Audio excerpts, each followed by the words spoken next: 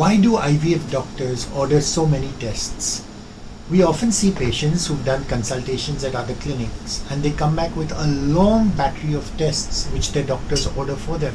And a lot of these tests are completely meaningless and pointless. They include things like sperm DNA fragmentation or immune tests or torch tests.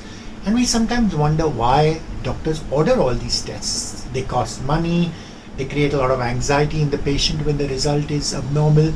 And the reality is they don't add any value to the patient's treatment at all. But I think the reason doctors do all these tests, and I'm not saying that they do them just to make money, but part of the reason they do that is because patients expect doctors to order tests. And the reason patients expect this is because, after all, isn't that what a doctor does? If he doesn't do the tests, how will he make a diagnosis?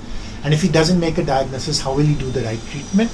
And they kind of feel that the more the tests a doctor orders, the more thorough he is, the more careful he is, the more likely he is to come to the right diagnosis and therefore the right treatment.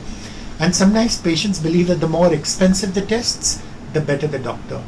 And this is sometimes why there's a race, and therefore doctors will order all kinds of tests. And the reality is the more the tests the doctor orders, the more profitable it is for him, but also the more the abnormalities he will find. And the reality is a lot of these abnormalities are not clinically important or relevant, and they just distract you. And then you go off on a wild goose chase because he does a thyroid test and then sends you to a thyroid specialist, or he does some immune tests and then they come back as abnormal, so he sends it to a physician.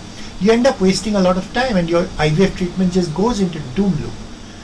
The best way of protecting yourself is to ask the doctor this one single question whenever he advises a test. How will this test change my treatment? And if it doesn't change your treatment, please don't do the test. You're not a guinea pig. You need to know exactly what the doctor is doing and why he's doing it. And if you take care of your interests, the doctor will take care of your interests too.